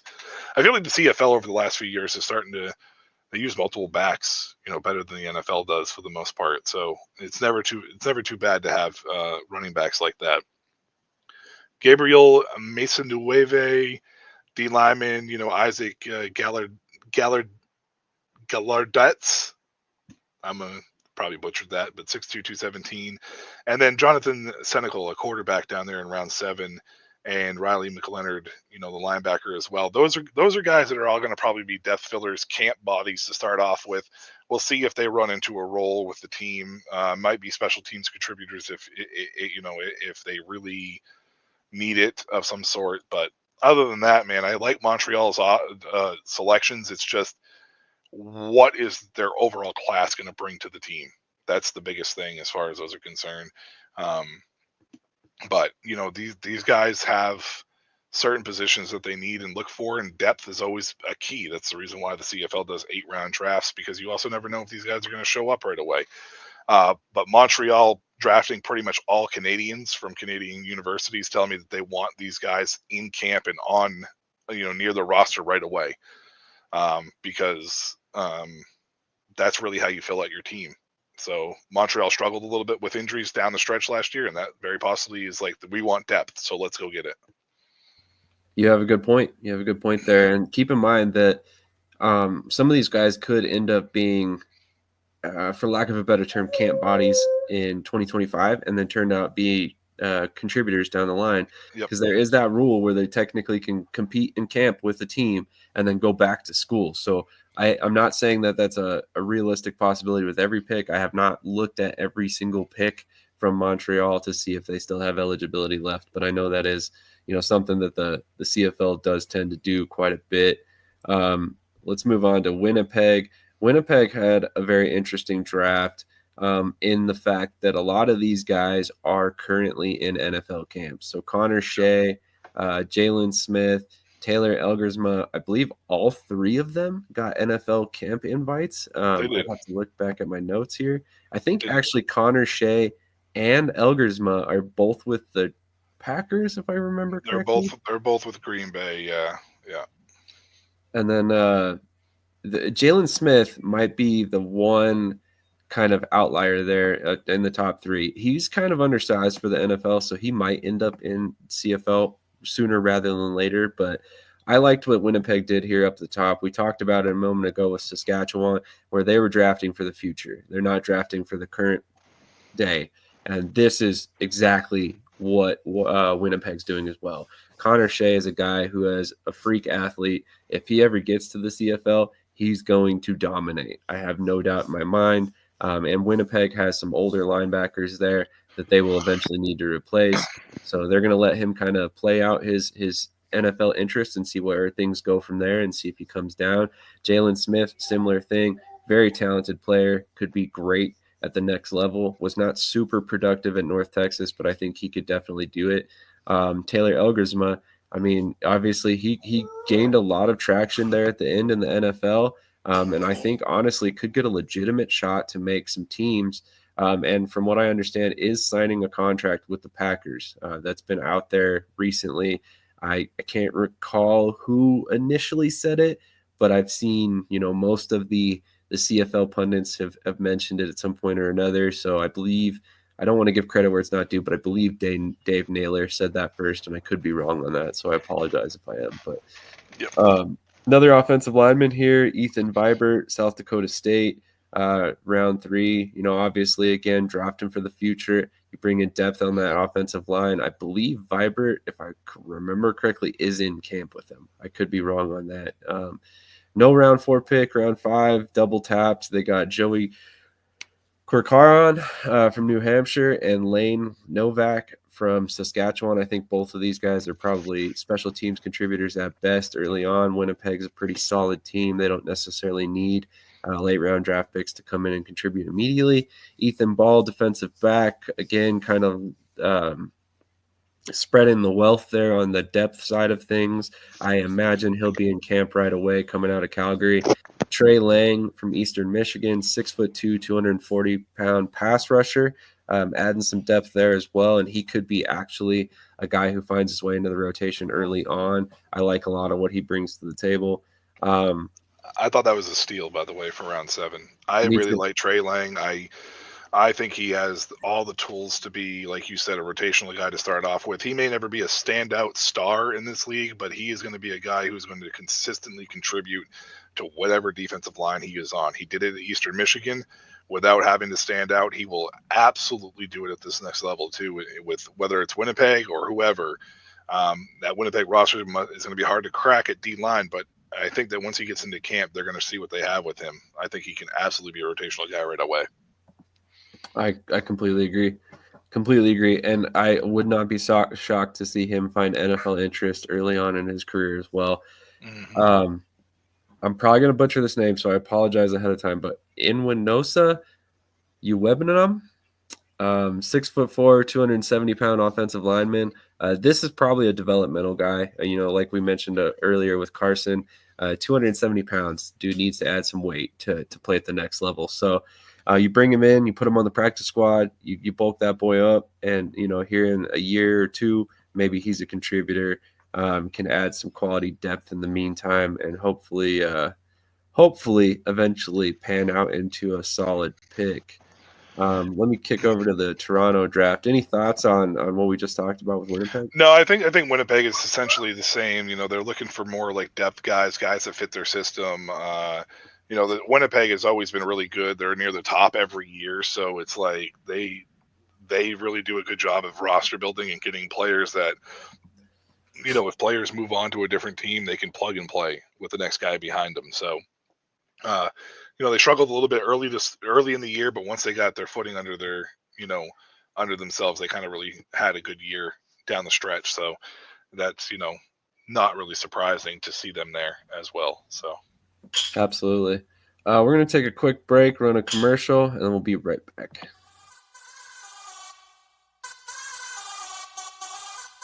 This is Current. It's the card my parents used to pay me for mowing the lawn, running errands, and doing well in school. This is the card I used when we got the idea to make our own clothes. And we spread the word, drove downtown, and sold everything we made. This is the card I use to do the things that really matter. This is Current. Visit current.com and download the app for free today.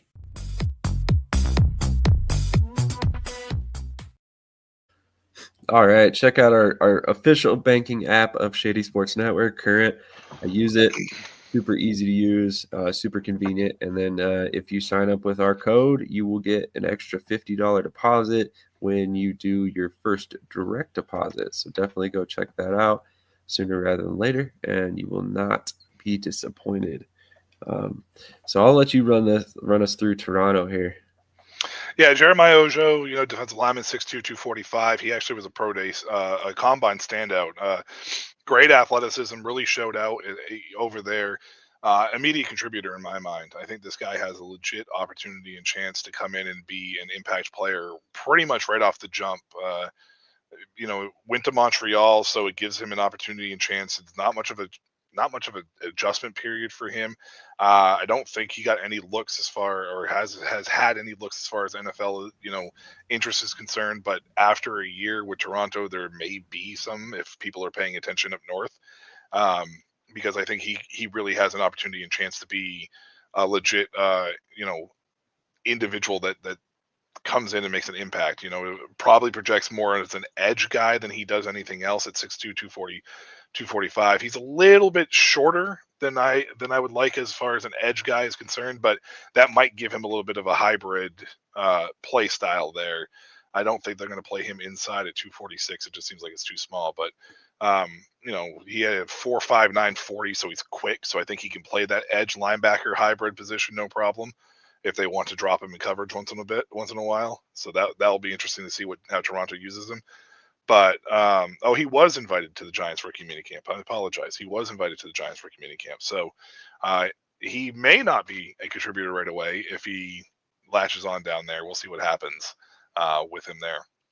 Paris Shan's another guy invited down. I think he's with Buffalo, I believe, if I remember correctly, at LSU. Don't really remember him seeing a ton of action at LSU, but he produced pretty decently. Maybe it was more Arizona. I'm not sure. He was with both those schools. He had 14 and a half tackles for loss, 9 sacks, and 2 forced fumbles. He started in 19 games. He played in 50 total, so he was a rotational guy at the college level. Both these picks remind me, though, with them being in mini camp right now, similar to what we saw with Winnipeg, more of a depth piece, like Saskatchewan, a team that probably is looking for, hey, you guys can come up here if you need to, if you don't latch on at the mini camp. We'll see what happens with them. The season runs kind of weird in the CFL. Maybe they make a late impact, after mini camps are over. But at this point in time with Toronto, there's really no, it's not really a high risk here, but it could be all reward for them with these 2 picks. I completely agree. And it's a similar situation with, that we talked about with Saskatchewan, Winnipeg, all these teams that have been good for multiple years that are consistently playoff contributors, contenders. They draft for the future. They aren't drafting for right now. So Jeremiah Ojo and Paris Shan, both have NFL interest, sure. But at the same time, they're not looking at right now. They're looking at 2, 3, 4 years down the road. And I think both of those guys end up in the CFL at some point and end up very impressive contributors. One of the other things Toronto did recently that was very long in the future, far-sighted, you could say, is has picked up Shedeur Sanders on their negotiation list, which I made the point on Twitter, and people can feel free to argue with me all they want. I will never hear otherwise.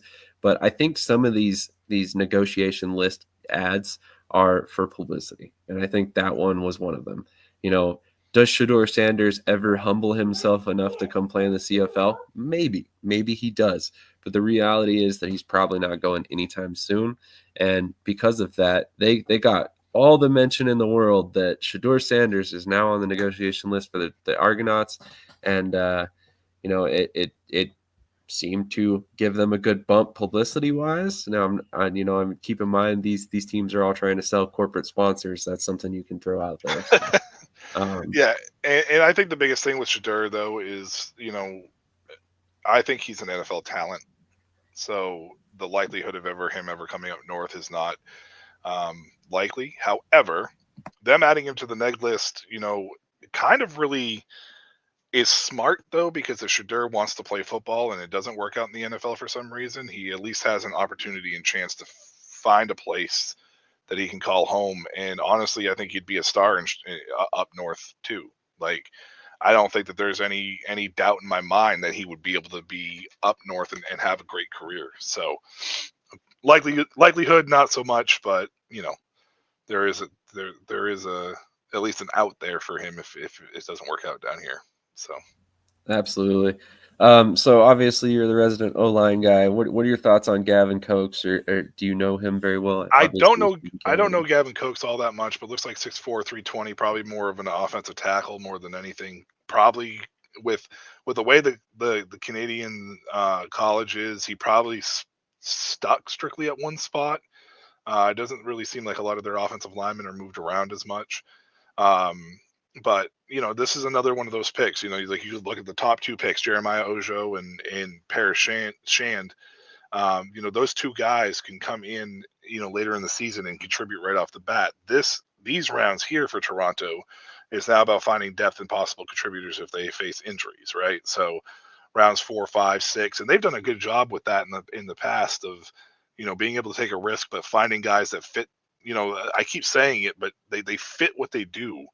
And it works out for them down the stretch. So that's another guy that might be an interesting name to keep an eye on, as well as Istvan Azubio Dadazi. Very well could be another name, another name to. I know. I was actually surprised that came out of me too. To be able to, keep an eye on to see what happens. Jalen Rami, Joey Zorn, Ethan Pyle. Those guys will all be, camp bodies with the hopeful potential to make the team. And Demetrius Masuka down there at defensive back, nice size for him, by the way, 6'2", 220 is very good size. Those will all be like camp body / let's see what you can do on special teams, and hopefully you can make this team, type of situation. But Toronto, you can't really if it's not broke, don't fix it, right? You can't really knock the process over there. They've been at the top for the last 4 or 5 years. So I'm sure people are tired of hearing about Toronto, and as long as they keep doing what they're doing, I think that we'll be hearing about them for a while. Yes, we will. I have a feeling. And they just do things the right way in terms of how they build their roster. Where they find their talent. They're very good at bringing in high-level American players that have just flamed out in the NFL very recently. So, I think that's part of the reason why you see Shedeur Sanders claimed there and not somewhere else. They probably fully believe that at some point they could talk Shedeur into coming to play in the CFL. They did it with Chad Kelly, and it wouldn't be the last time that they've talked to NFL draft pick into coming up there eventually. So would not surprise me at all. Next team on our list is BC. They actually did not have a first round pick. They forfeited it due to cap violations, if I remember correctly, but they did have 2 second round picks because they led the league in snaps played by Canadians. Probably helps that they overpaid for a guy like Nathan Rourke and overpaid for a guy on the defensive line who, for some odd reason, his name escapes me at the moment. So they definitely brought in some high-level Canadian talent that played a lot of snaps, but at the same time, they bit the bullet a little bit on overpaying for those players. So Hayden Harris here out of Montana, I think he's a very quality pick. I believe he got some NFL interest. Maybe I'm mistaken. I do not have that on my notes here, so maybe he did not. I think he can be an immediate contributor. He was very productive in college for Montana. Great size, 6'5", 255. If it ever came to it, he could probably kick inside if he ever lost a step. He was one of 2 Montana players selected in the first 2 rounds. We talked about Keelan White already. Second team All Big Sky in 2024. Then in 2024. Then he was also defensive MVP in 2024 for his team. Sims Miller Award winner, which is the most outstanding defensive lineman. He began his college career at UCLA before transferring to Montana. And then also one of the notes that I put on here about BC is they actually selected 2 kickers in the global draft, and one of them actually played Gaelic football, which is interesting, I thought. So did not attend college, but ended up playing Gaelic football. So I'm curious to see how he translates. But Jackson Finley, 6'2" to 207 pounds, very promising young defensive back. I'm surprised he fell. Completely I'm surprised agree. he fell. He was a guy who, I don't know a ton about the Canadian players, but he was a guy who I thought would have been a top 10 pick easily, and falling to 16. I know it's not a huge drop in the CFL with only 8 teams, but I was really surprised that he fell to 16. Absolutely. And to your credit, I mean, he has prototypical size, 4.57 40-yard dash, 6.8 3-cone drill, 33-inch vertical, 10-foot 4-inch broad jump, 14 reps in the bench. So, I mean, he's got strength. He's got explosiveness. He doesn't have the greatest top-end speed, but in the CFL, it's going to be very competitive. He's not going to be slow by any stretch. What I really like about him, and this is something that I've found throughout my research, and I believe 3 Down Nation was the one that actually posted it on an article about him. He's the 4th generation in his family that will play in the CFL. Yep. So I think that is super cool. Obviously a football family from birth. So this dude's literally been, training for this moment his entire life, has a lot of pride in playing in the CFL. But I think with his size and his ability, he could kind of play some linebacker, some defensive back, but I think ultimately he's probably going to land at that halfback spot. Connor Clausen here, offensive lineman, solid selection. Dre Dorian, also offensive lineman, another selection or a solid selection. Those guys actually could be long-term contributors. I don't see them necessarily starting games right away, but watch for them to develop and eventually be, potential at least competitors for starting job. Chase Tatarin, 5'10", 212-pound linebacker, a little bit undersized, but fits perfectly what BC likes to do there on defense. Alex Berwick, another offensive lineman, and then Luka Stoikis, 5'10", 233-pound running back. I would not be shocked to see him play some fullback as well. He's huge. That's a big running back right there. That's a bowling ball for sure. Yeah. He reminds me of the CJ Anderson size. So yeah, moving on. I think we only have one team left. I believe that's the Edmonton Elks. And I will let you run through them as soon as I can pull up their picks. Yeah, any thoughts on BC? No, I mean, I think that you could see offensive line was definitely a need for them. I think that last year kind of exposed them a little bit. Lack of depth, some injuries kind of set that team back behind. They came out of the gate hot. I think Vernon Adams was an early MVP candidate, and then it kind of died off as BC struggled a little bit down the stretch. So definitely needed to shore up that offensive line. So they definitely went with depth and tried to hopefully maybe find a gem somewhere for sure. I agree. And honestly, I like I mentioned before, I like building from the trenches back. So, selecting 3 offensive linemen, all of which who have a high upside, low risk type situation. That's a good move. Hopefully things continue to look up for them and some of those guys develop into quality players. But I'll let you run us through Edmonton, and I have a feeling we'll spend a little bit of time here on Darian Newell at the top. Yeah, Darian Newell, second pick, second round, 10th pick overall. He 6'2", 289, a little bit, smaller of a defensive end. Probably will play edge, across the board as far as the way that the CFL does. Really, in general, a lot of the edges are starting to get smaller, more athletic in any ways, as long as they still have some good size to them. He is suspended though. He was suspended for 2025. What was it? Performance enhancing thing or something along those lines. So he kind of fell. Newell was projected to be, I think, if I remember correctly, a easy first round pick somewhere in the top whatever. And he got suspended for the substance of policy, and it felt like Edmonton knew about this. Yeah, they said that they knew about this in the thing that says the Edmonton Elks organization was aware of Darian Newell's impending suspension before selecting him on Tuesday. Throughout the draft process, we completed our due diligence on Darian and came away satisfied with both the person and the player. The organization is committed to supporting Darian throughout the process. We look forward to when he can join the green and gold. That was from Ed Hervey. He dropped his appeal immediately, which I thought was which I thought was smart, to be honest with you. So he's going to serve his suspension immediately. So he has an opportunity and chance to be an impact player for them. It could end up being the steal of the draft if it works out as far as moving forward is concerned. 2026 and beyond. He said, I'm incredibly grateful to have been drafted by the Edmonton Elks and given this opportunity to continue chasing my career at the highest level. During my preparation for the CFL's draft, I was notified by the league that I tested positive for banned substances.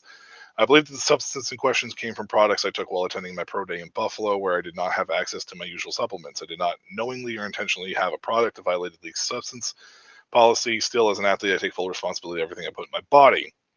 This experience has taught me how important it is to be diligent and thorough moving forward. I've taken steps to ensure this never happens again and committed to maintaining the highest standard of professionalism as I enter the next chapter of my career.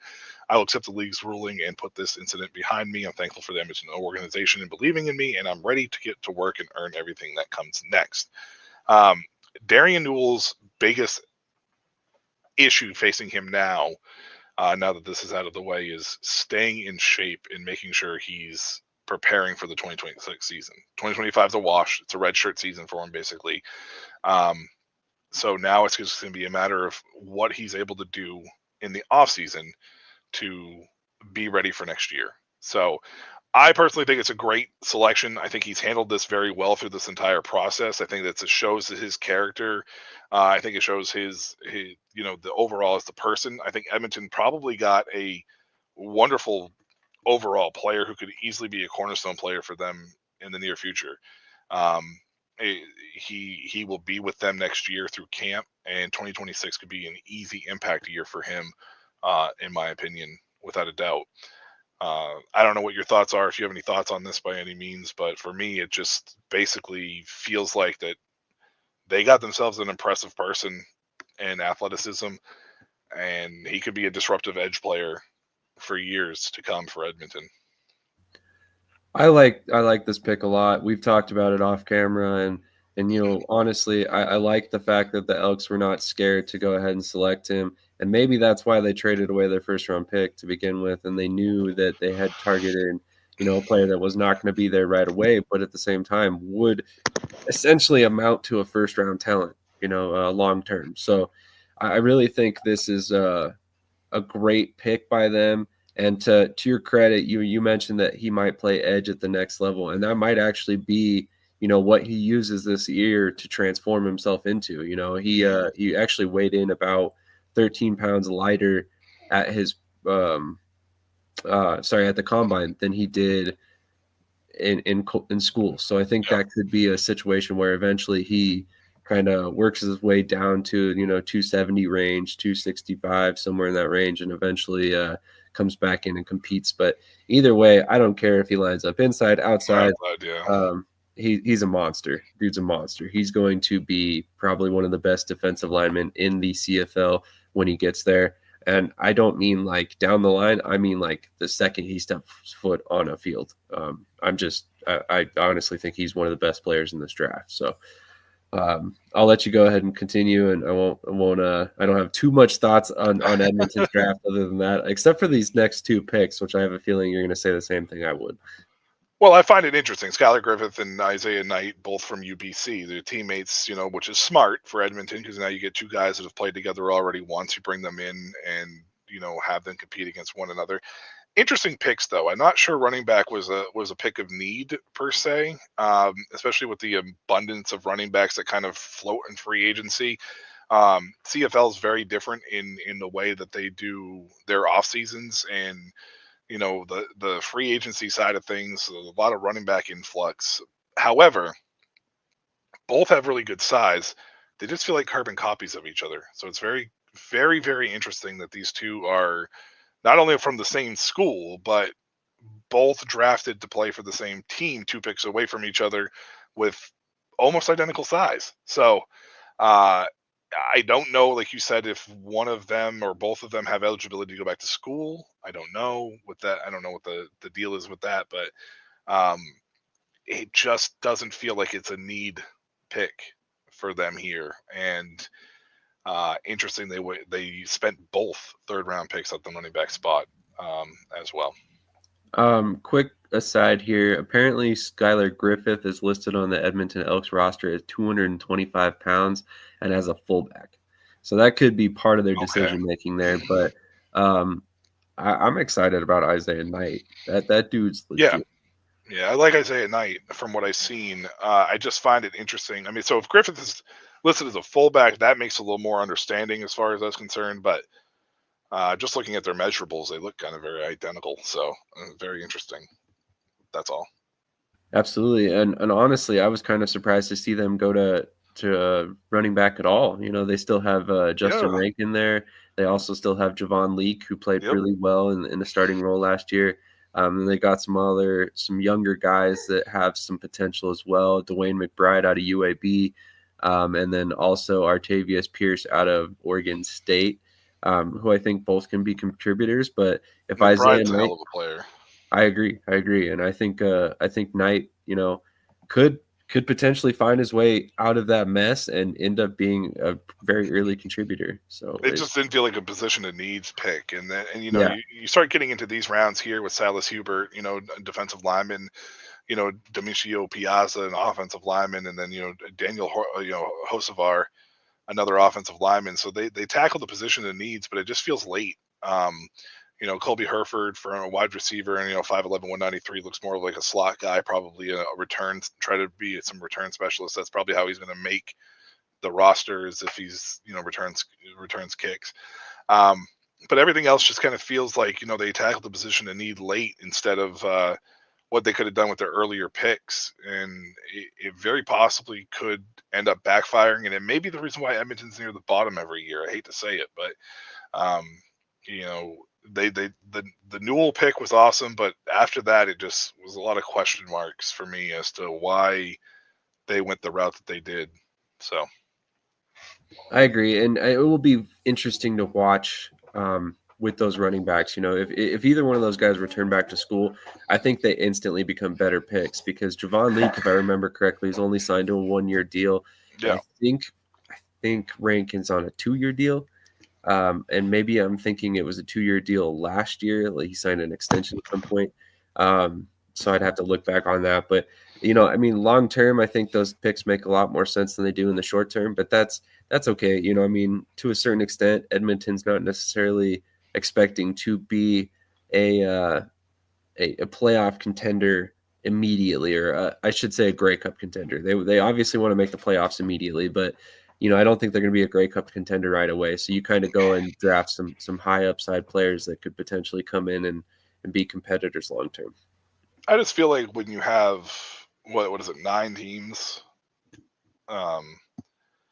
You have 9 teams in a league, and 6 of them make the playoffs. You're always in contention to make the playoffs, and Edmonton just the last few years have made some baffling decisions. Like they stuck with Chris Jones for so long, where clearly he wasn't improving the team. He was the GM as well, so it was just a kind of a mess of a roster. And then last year things look okay, and then they start, derailing midseason. Then you kind of have a little bit of a resurgence, and then, they kind of falls off the rails again. Like you just long-term picks are great when you have the ability to do it. And I don't think Edmonton has necessarily the ability to do it for their first 3 picks, if that's how this works out, right? Like you're not getting any immediate contributors right away. And maybe they're punting on 2025 because, like you said, maybe they're not, maybe for them it's Grey Cup or bust. But I feel like you need to, at some point in time, become a team that becomes appealing to free agents to want to come to Edmonton to play. And right now, if they go and win 3 games again this year, I really honestly don't see why any free agent would be like, hey, let's go to play in Edmonton. So very baffling to me.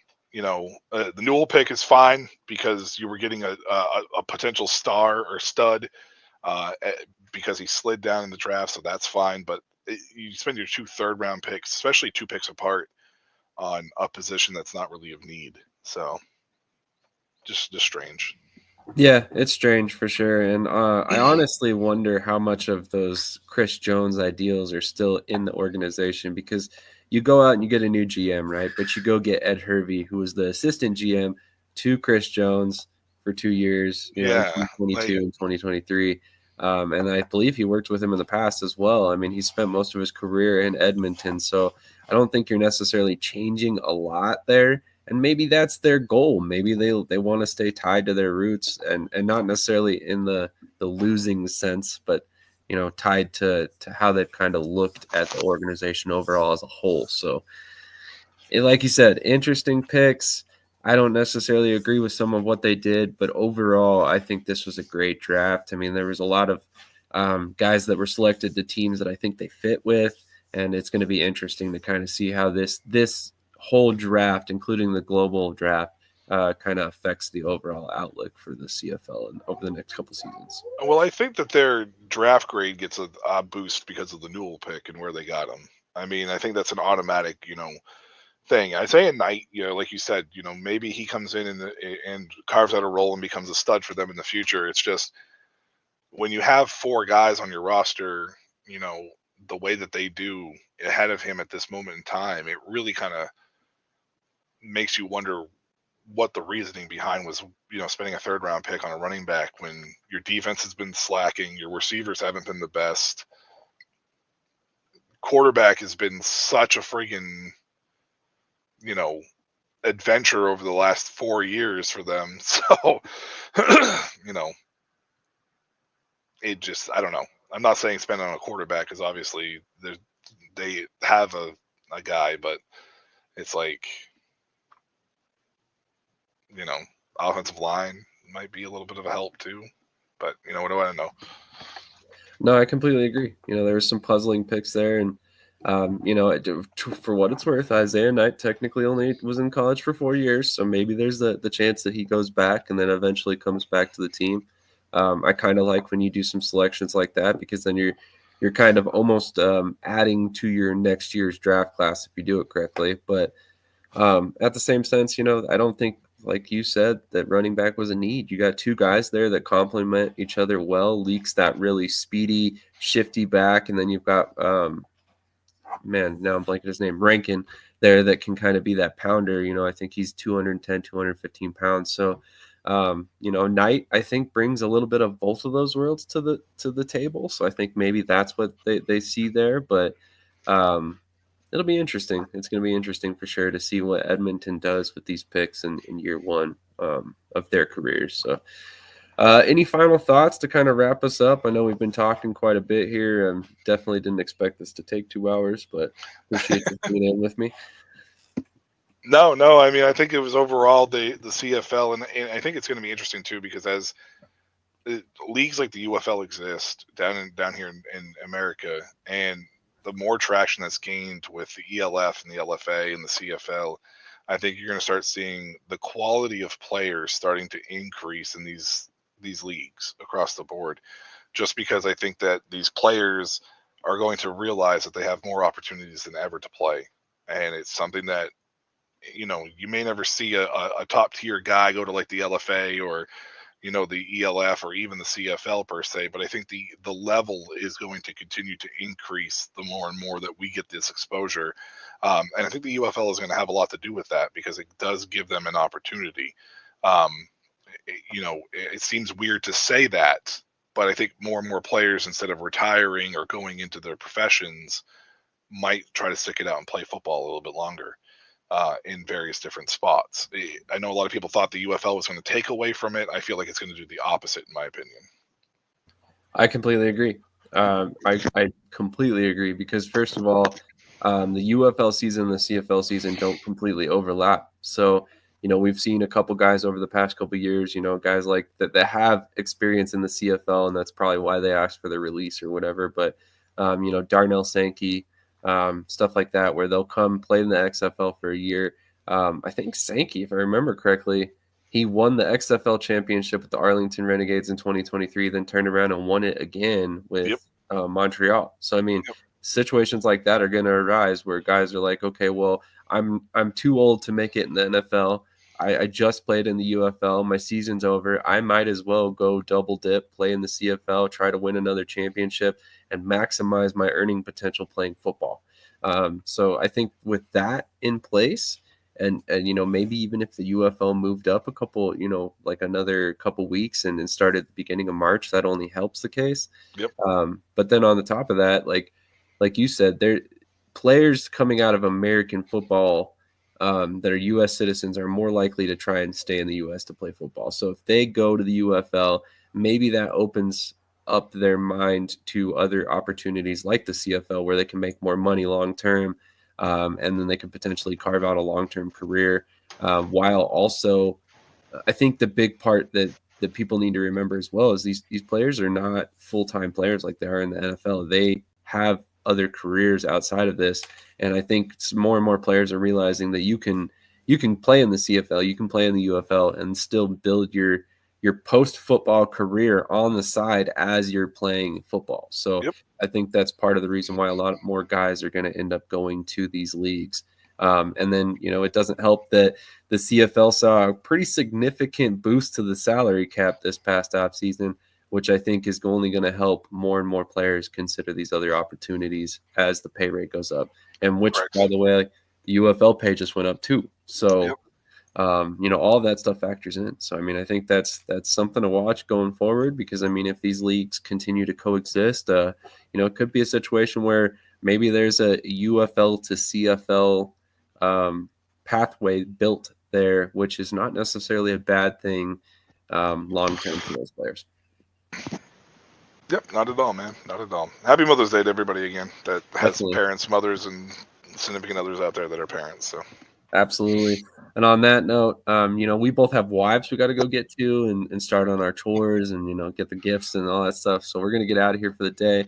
Really appreciate to all you guys who have hung out with us at this point. If you have not done so already, make sure you subscribe, follow wherever you're watching this, and make sure you tune in because we will be covering the CFL once again weekly. We're kind of trying to settle on a day, so I can't tell you specifically which day it's going to be yet. It might land here on Sunday morning, so let us know in the comments. Do you like the Sunday morning episode? Would you be okay with like a mid-week or mid-game week episode going forward? And if so, maybe that's where we land, but we're trying to figure out the date, so give us some input on that, and we'll catch you guys in the next episode. Thanks, everybody, for tuning in, and hit that like button while you have a chance.